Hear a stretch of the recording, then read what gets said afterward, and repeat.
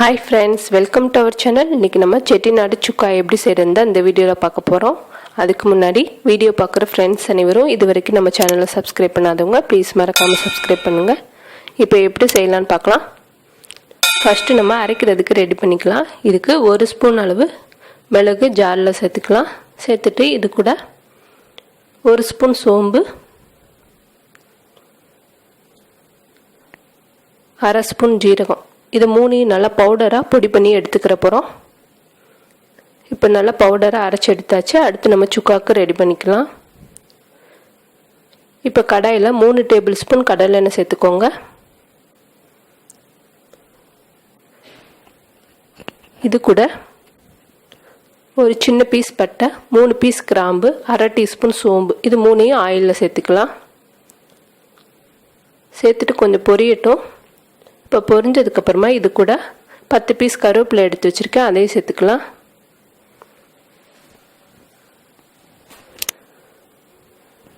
இது கூட 1 cup onion நல்லா பொடிசாக கட் பண்ணி வச்சுருக்கேன், அதையும் சேர்த்துக்கோங்க.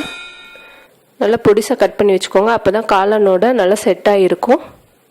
இது கூட ஒரு 5 பல் பூண்டு எடுத்து நல்லா இடித்து வச்சுருக்கேன், அதையும் சேர்த்துக்கலாம். ஒரு பச்சை மிளகா கட் பண்ணி வச்சுருக்கேன், அதையும் சேர்த்துக்கோங்க. சேர்த்துட்டு நல்லா கோல்டன் கலர் வர வரைக்கும் வதக்கிற போகிறோம்.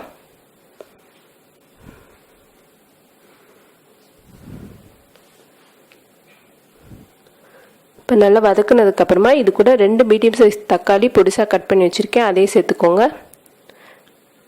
பெரிய தக்காளியாக இருந்தால் 1 போதும். சேர்த்துட்டு நல்லா மசிகிற வரைக்கும் வதக்கிற போகிறோம். இப்போ தக்காளி நல்லா வதங்கிடுச்சு. இது கூட மசாலா சேர்த்துக்கலாம். 1 டேபிள் ஸ்பூன் தனியாத்தூள் சேர்த்துக்கோங்க. 1 டீஸ்பூன் தனி மிளகாத்தூள்,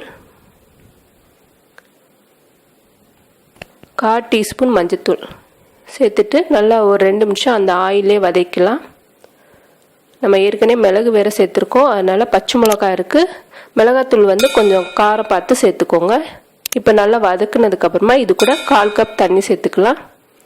தண்ணி 1/4 கப் மட்டும் போதும், அதிகமாக சேர்த்துட வேணாம், ஏன்னா காளானில் வேறு தண்ணி விடும், அதனால் 1/4 கப் போதும். இப்போ தண்ணி சேர்த்ததுக்கப்புறமா தேவையான அளவுக்கு உப்பு சேர்த்துக்கலாம். உப்பு சேர்த்துட்டு ஒரு 2 நிமிஷம் நல்லா கலந்துட்டு நம்ம அடுப்பை சிம்மில் வச்சு மூடி போட்டு ஒரு 10 நிமிஷம் நல்லா கொதிக்க வைக்க போகிறோம். அந்த தண்ணிலாம் நல்லா ட்ரை ஆகி ஆயில் பிரிஞ்சு வரணும், அந்தளவுக்கு கொதிக்க வச்சுக்கலாம். இப்போ நல்லா கலந்தாச்சு. ஒரு 10 நிமிஷம் கழித்து நம்ம எப்படி இருக்குன்னு பார்க்கலாம். இப்போ பார்த்திங்கன்னா ஆயிலெலாம் பிரிஞ்சு வந்துடுச்சு. இந்த அளவுக்கு வதக்கிக்கோங்க. இப்போ நல்லா கலந்ததுக்கப்புறமா இது கூட நம்மளுக்கு தேவையான அளவு மஷ்ரூம் ஒரு நீல ஷேப்பில் கட் பண்ணி வச்சுருக்கேன், தேவையான அளவுக்கு எடுத்துகிட்டு அந்த மசாலாவோடு சேர்த்துக்கலாம்.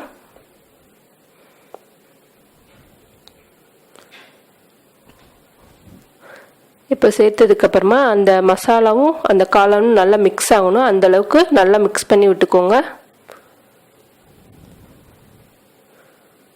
நம்மளுக்கு கொஞ்சம் வேக வேக மஷ்ரூம்லேருந்து தண்ணி விடும், அதனால் இந்த மாதிரி கலந்து விட்டுட்டு ஒரு 2 நிமிஷம் கலந்தால் போதும்.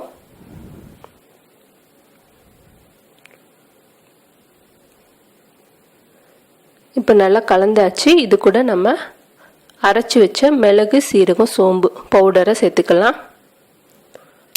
சேர்த்துட்டு இன்னும் ஒரு 2 நிமிஷம் மட்டும் நல்லா மிக்ஸ் பண்ணி விட போகிறோம்.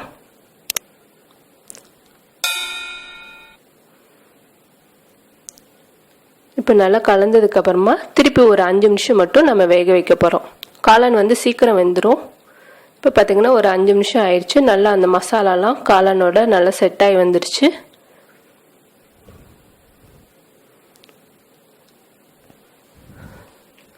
இது கூட 1 டீஸ்பூன் கரம் மசாலா தூள் சேர்த்துக்கலாம்.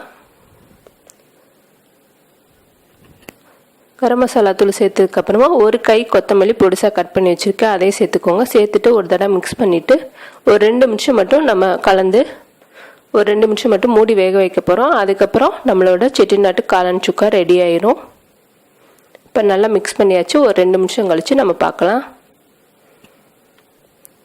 இப்போ 2 நிமிஷம் ஆயிடுச்சு. நம்மளோட காளான் சுக்கா ரெடி ஆயிடுச்சு. இதை எடுத்து வேறு பவுலில் மாற்றிக்கிற போகிறோம்.